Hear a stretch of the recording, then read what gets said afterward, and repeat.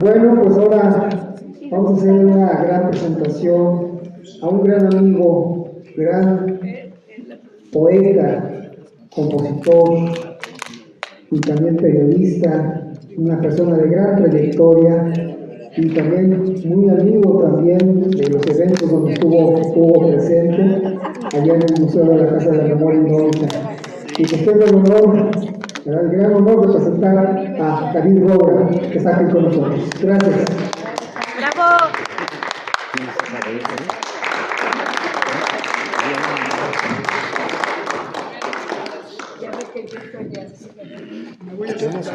Después te ve aquí. Los comunistas no se hacen. Para poder ver.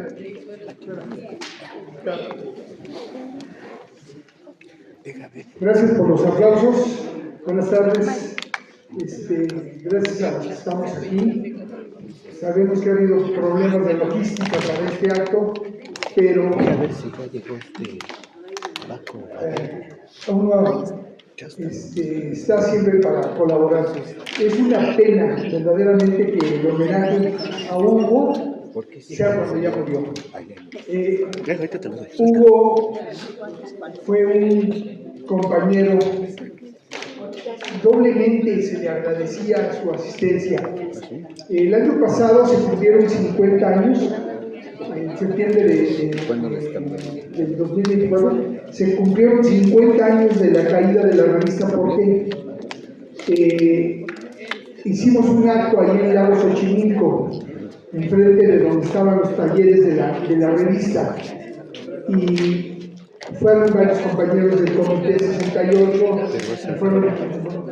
vino Óscar Meléndez desde Cuernavaca, que se le agradece el esfuerzo con la edad que tiene y pues la revista.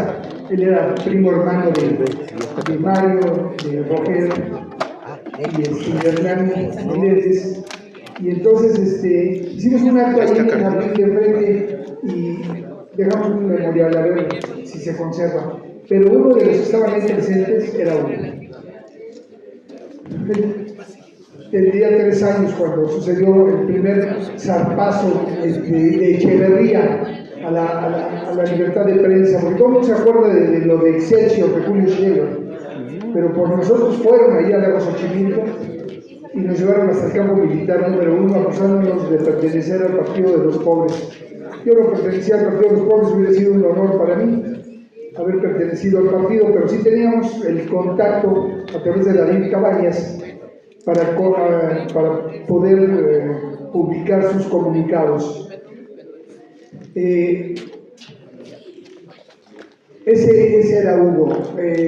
Igual nos encontrábamos a la marcha del 2 de octubre, del 10 de junio, en tantos homenajes ahí en el Centro Futurama, en donde sea, siempre. Y ya después con su pesar de que había perdido la vista, no dejaba de luchar. Perdió el sentido de la vista, pero no perdió el sentido de la lucha. Que ese es un sentido que uno se compromete. Yo escribí aquí un pequeño texto para él. Se llaman Los trazos de la lucha. Cuando un poeta dijo, no un minuto de silencio, sino toda una vida de lucha, en ese compromiso el movimiento se jugó su esencia, su vida, su esperanza. En esa misma sentencia empeñaste tu existencia, tu vida y tu corazón. El signo de la vida te arrastraría a la tenebrosidad, pero tú nunca extraviarías el camino de tu lucha. Y hubo quien te acompañó en esa catástrofe. Y te atestiguamos tu firme decisión de desafiar esas tinieblas, rememorando con todos tus oficios, desde los muertos en Tlatelolco, en San Cosme, el STLN, el Bosque, el Charco, hasta los 43 de Ayotzinapa y tantas gestas más, hasta brindarles un rostro a cada una de las madres buscadoras. Nos legas tu obra, aquella que comenzaste de joven, donde ibas siguiendo y marcando los trazos de nuestro camino, y ahí mismo, tú mismo, te volviste camino. Homenaje a Hugo Herrera Almaraz, abril 26 2025. Ese aplauso que sea para Hugo, que está o donde esté, que oiga que en la lucha, esto de no un minuto de silencio, sino toda una vida de lucha, nos tomamos esa pastilla, esa cápsula, esa verdad. Aquí está Nacha. Aquí está la Nacha que en el 68, cuando dijo toda una vida de lucha, sigue. Raúl Álvarez Garín, que dijo toda una vida de lucha y hasta que murió. Fausto Trejo, toda una vida de lucha hasta que murió. Y tantos compañeros. Otros sí claudicaron, pero hubo los más y los mejores que no claudicaron. En la lucha nos veremos, dijo Raúl. En la lucha nos encontraremos. Nos veremos y nos encontraremos. Como dice Nacha, y es cierto. Voy a leer un par de poemas más.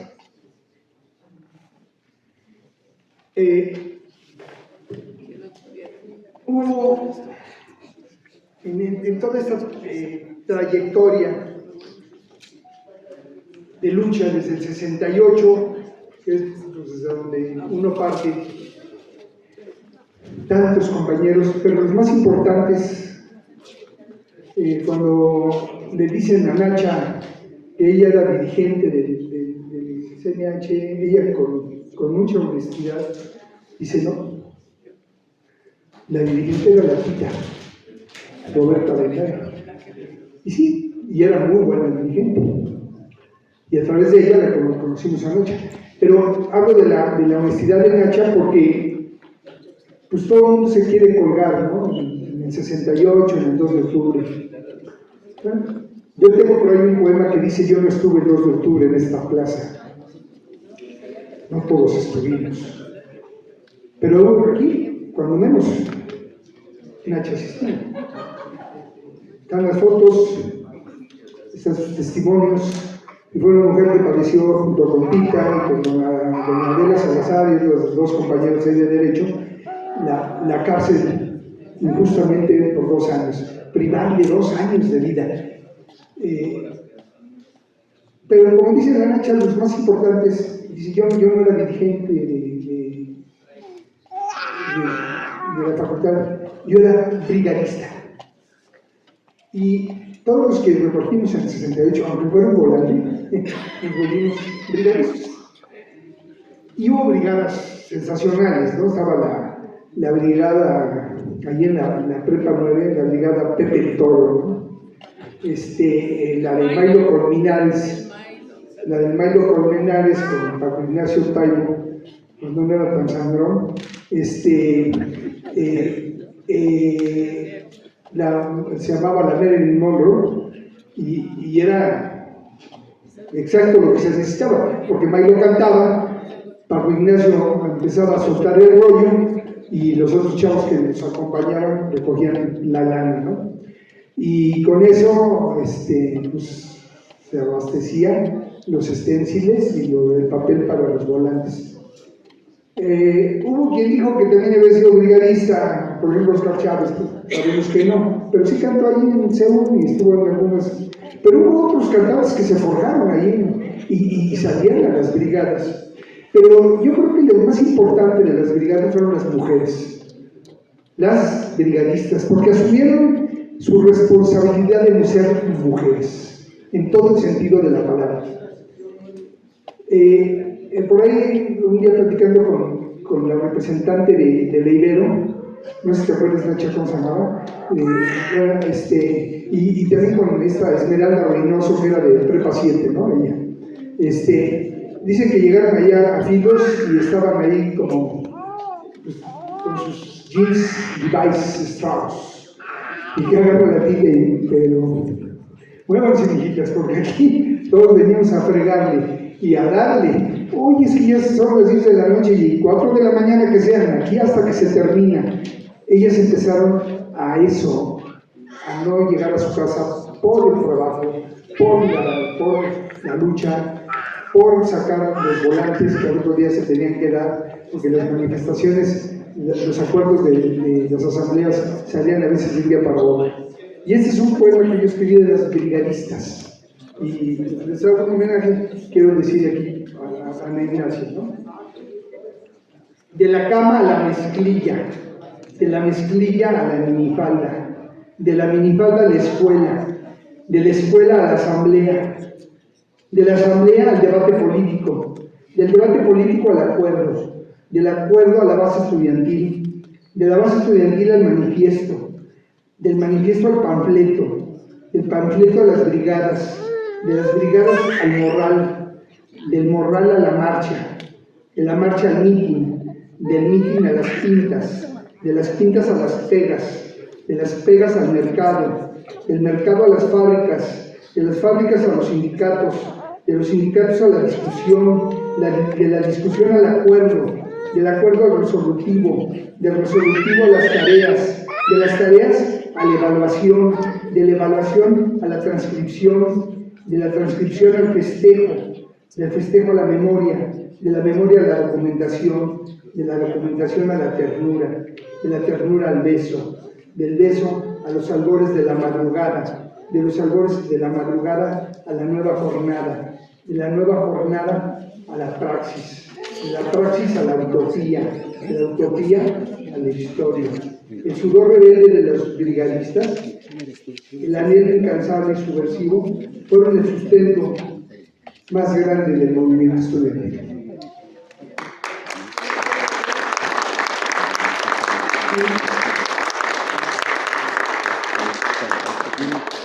Voy a leer un poema que pues me lo piden y me dicen que yo tuve una relación cercana con doña Rosario Lara. La conocí allá en el 78 en la huelga de hambre, afuera de la catedral, y me acerqué de casualidad porque aparte de que me gustaba escribir, también tenía que comer, y en ese entonces yo vendía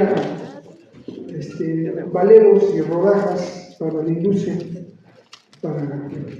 y están ahí en Corregidora las casas, y iba yo pasando con un cuate que éramos vendedores, los dos estábamos en comisión, cuando oigo un grito de una señora, y pasamos enfrente de la catedral y me dio curiosidad lo que estaba diciendo. Dice, a mi hijo perteneció a la Liga Comunista 23 de septiembre. Y dije, caramba. Y yo me bajo del coche. Y me dice, ¿pero qué onda? Le dije, no te alcanzo. Entonces me acerqué. Qué padre, ¿no? Me acerqué y vi que eran varias señoras, todas vestidas de negro. Y entonces, no sabía yo, que habían formado inclusive el frente por los desaparecidos, y terminando por cierto, los santos padres de catedral tuvieron a bien echarles cubetas de agua a las señoras para que se alejaran, y ellas estaban en una huelga de hambre, y ahí conocí yo a Rosario, y iniciamos una amistad que puedo decir que fue del 28 de agosto de 1978 al 16 de abril del 2022, fecha en que murió. Este poema se llama El suéter, y van a saber por qué se llama El suéter, y cómo una situación que es difícil, cómo se ligan las luchas, ¿no? Ella en el Comité Eureka, nosotros en el Comité 68, pero siempre dirigidos hacia el mismo camino. Si queremos expresar cómo deseamos que sean nuestros hijos, debemos decir con todo el corazón de vehementes revolucionarios, queremos que sean como el Che. Palabras del comandante Fidel Castro. El otoño nos empapó con sus últimas lluvias. La noche asomó su álgido frío de 2 de octubre. solías marchar a nuestro lado por las demandas de justicia de nuestra lucha, que era la misma de todos y la lucha de tu Hijo, donde florecían las protestas, las consignas en nuestro ánimo de subversión y de rebeldía. Hurgaste al interior de tu bolso. Tus manos agitaron un abismo de documentos, de fotografías, de demandas y de reclamos. Cientos de rostros desaparecidos asomaron su ausencia. Parecían revelarse, querer brotar del silencio y de las sombras, muy al fondo del abismo oficial. Levantaste tu palabra. No sé si fue para mí, para ti misma, para esos rostros contenidos o para la sombra presente de tu Hijo cuando afirmaste en un murmullo: de seguro, mi Jesús va a nuestro lado. ¿Sabes? Siempre que marcho camina conmigo. Desde el mismo hueco de tu bolso, de entre tantos nombres, de entre tantas historias, de entre tantos rostros borrados que llevas a cuestas, escaparon los ecos de sus voces.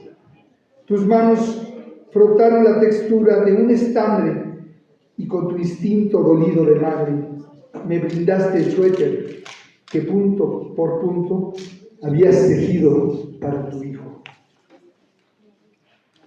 Póntelo, David. Lo tejí para mi muchachito.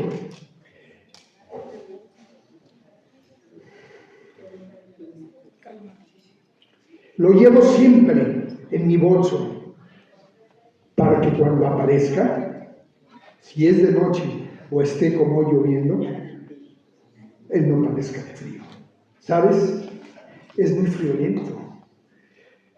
Con su dulce abrigo cubriste el álgido clima que me hacía tiritar, y pareció que justo para mí lo habías tejido.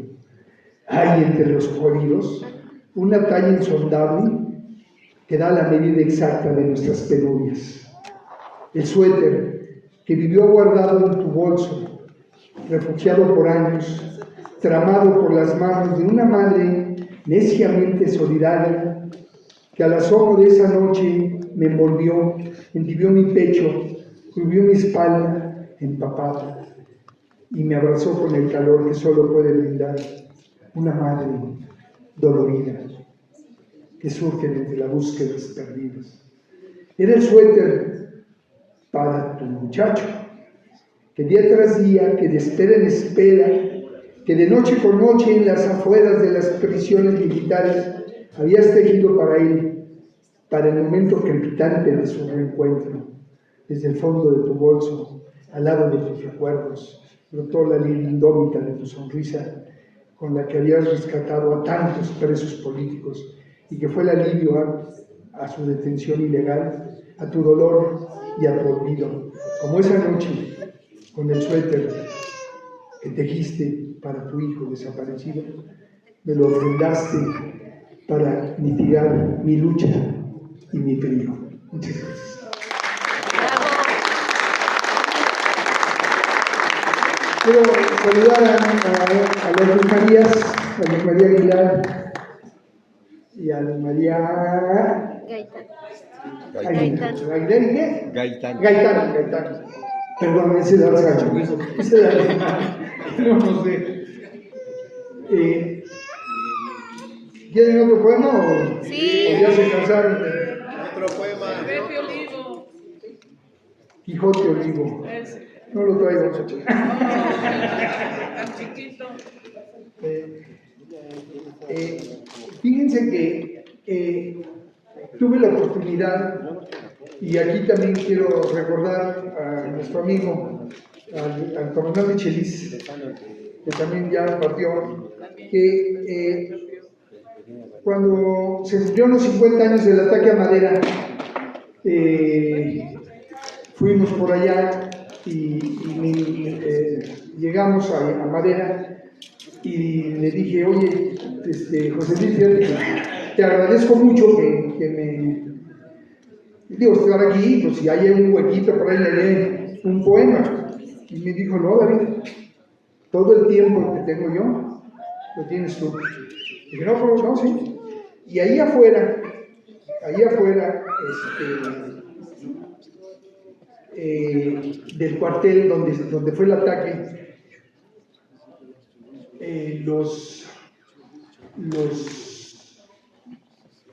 las autoridades periodistas, por ejemplo, sacaron a todos los niños de las escuelas, y las concentraron en ese acto. Yo me sorprendí mucho porque estaba lleno de niños.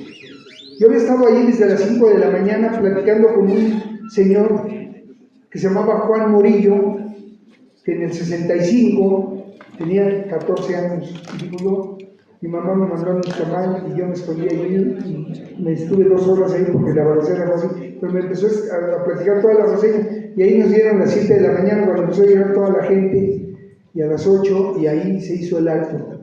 Y pues eso se lo debo a Chelis y a toda la familia Gaitán y a todos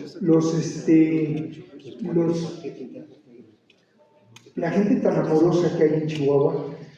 Yo fui maestro rural allá en la sierra, muy cerca de, y luego se volvió famoso el lugar de Cerocahue.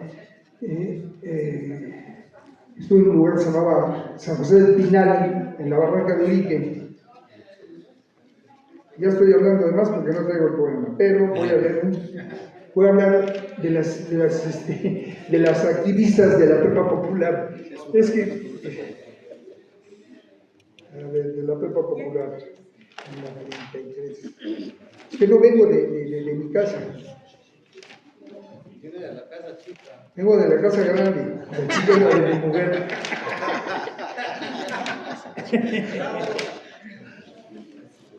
Es poesía. Sí, pues es poesía. Yo siempre admiré mucho, bueno, a través de Fausto Trejo, que fue director y fundador de la Prepa Popular, pues di clases sustituyendo a él o a Leopoldo, generalmente a Leopoldo Ayala, pero alguna vez fui a sustituir a Fausto, ¿no? Y entonces llego hacia el salón, ahí a la Prepa Pop Tacuba, y me dicen, ¿tiene usted David Robles? Y el maestro Trejo no va a poder venir. Todo el sector femenino se fue. No va a venir el bombón, por ahí, Reina García. Y dije, no. Y entonces era difícil sustituir a Fausto, porque Leopoldo era gritón y daba muy buenas clases, pero las preparábamos los dos. Pero Fausto era muy humano y sus pláticas eran muy profundas. Él era psicoanalista, era psiquiatra. Entonces, pero la prepa popular fue un bastión increíble para el movimiento del 68 y después. Y yo, pues algunas, todas me recuerdan y en las marchas nos vemos y platicamos. Si porque me ves con botas piensas que soy un militar, pero no. Yo soy estudiante de la prepa popular. Y si nos dicen, vamos a cantar, nosotros les decimos, vamos a luchar. Pasan uno a uno los contingentes como parvadas desorganizadas de tordos. Sobran los motivos para la protesta. Hay coros de denuncia unísono. La injusticia, la represión, la desigualdad de género. Se exige el reconocimiento de los estudios, presupuesto para los planteles y para la base laboral. Se propone lo de siempre, un diálogo público y abierto, lo de siempre, nunca se da. La promesa para una juventud sin mañana hacia un futuro digno es abismal. Abrazo partido se van abriendo los caminos, se rompen las barreras oficiales y se van imponiendo sus empeños y demandas. En las asambleas hay debates revolucionarios. Hay urgencia de lucha, cientos acuden y unen su reclamo, las manos de unas con los puños de otros entraman la esperanza de un futuro posible. Hay rostros límpidos de jóvenes formando estelas rojas y desafiantes que se vuelcan como aves destempladas hacen sentir su vuelo, se esparcen las consignas con sonrisas firmes y desafiantes en barbadas lúdicas de rebeldía. Una multitud asoma la cara de una joven, quien encabeza la marcha e iza su bandera. Su sonrisa arrebora el horizonte.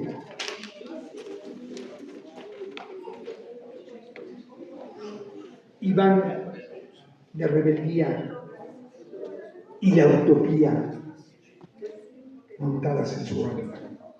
Son los primeros en las colectas, son las manos esparciendo el volanteo, son los que asumen las tareas de los campamentos en las huelgas obreras de sus padres.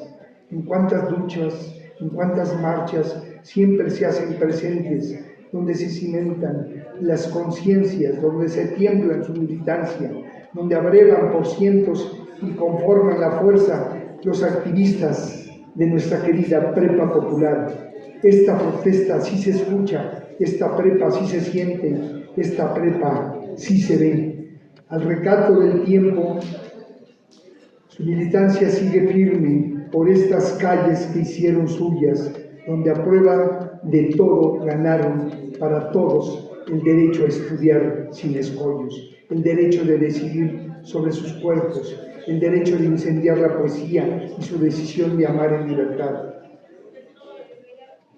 Los estudiantes de nuestra prepa popular son imprescindibles en las marchas y cuando preguntan quién son ellos contestan: somos activistas de la popular. Muchas gracias. Les prometo para la próxima mi repertorio con poesía, pero para agarrar lo que pude. Es que el poema del Quijote Olivo es un poema che que es muy sentido y muy fuerte, que por cierto si un día van al hemiciclo que tiene el Che allá en Santa Clara, el poema lo grabó Margarita Castillo, la voz de Guadaluna, y la hija del Che se lo llevó el poema ya grabado, y ahí si ustedes, es interactivo, piden el Quijote Olivo, sale el poema. Pues el día que vayan allá a la Cuba querida, me buscan. Pero si no, me buscan a mí y yo regalaré por ahí. Estamos cerca, pero es más interesante para mí. Gracias, Amelia. Siempre me acompañan, pero ahora no me espero.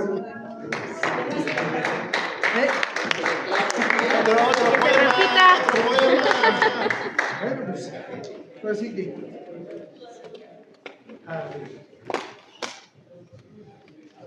Básame. Bueno, aquí que estamos en la sección 9. Aquí recuerdo haber acompañado a María Luisa Guerrero. Y van a decir ustedes, ¿quién carajos es María Luisa Guerrero? Pero María Luisa Guerrero fue una mujer que sin ella, que ella valía por lo que ella era, y era de la sección 9. Aquí escribió algunas guías y algunos libros para la sección 9, para la SEP. Ella fue la esposa de Fausto Trejo, y sin María Luisa Fausto no hubiera existido. Es un poema que escribí yo para los maestros rurales. Maestro rural. El maestro rural que naciste de la costilla de Gamís, de Genaro, que te llamas Lucio o te llamas Misael.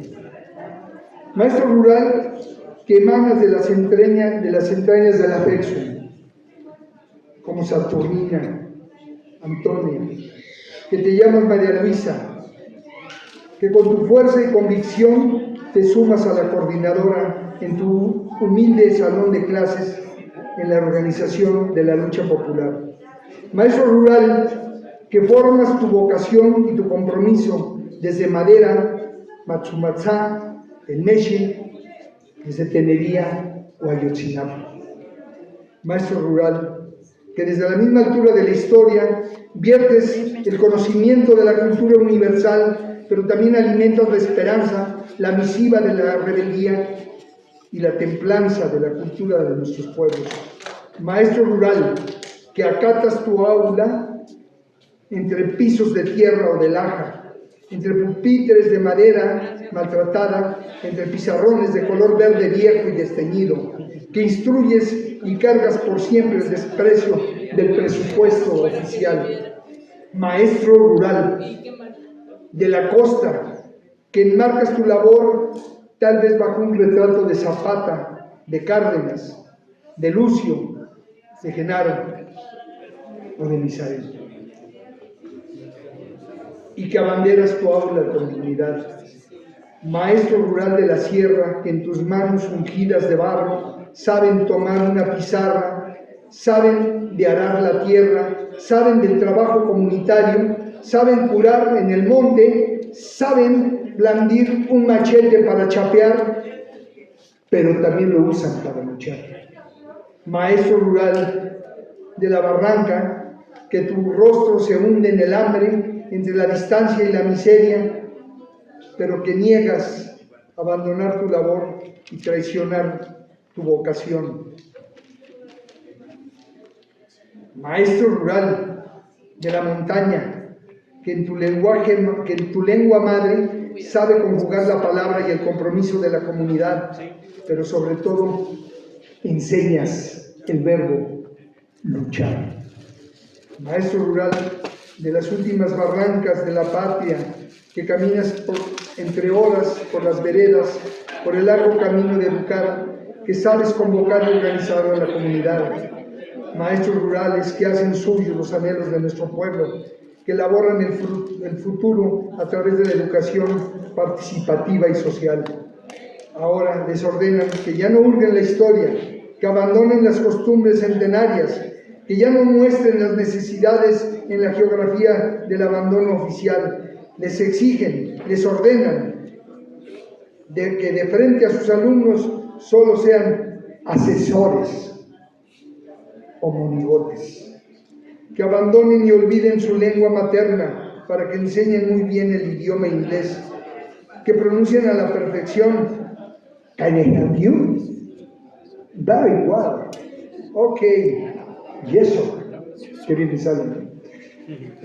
Maestro rural que naciste de la costilla de Gamis y de Genaro, que te llamas Lucio Misael, que emanas de las entrañas del afexum, como Saturnina Antonia, que te llamas María Luisa e irrumpes con tu sonrisa de pueblo en tu humilde salón en alguna organización popular.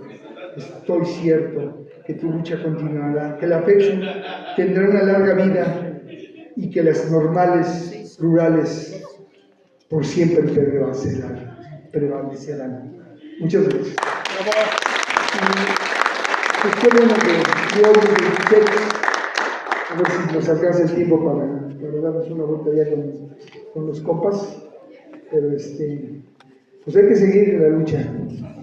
Como comencé, quien dijo no un minuto de silencio, sino toda una vida de lucha, nos comprometió desde el 68 hasta que nos muramos. Muchas gracias.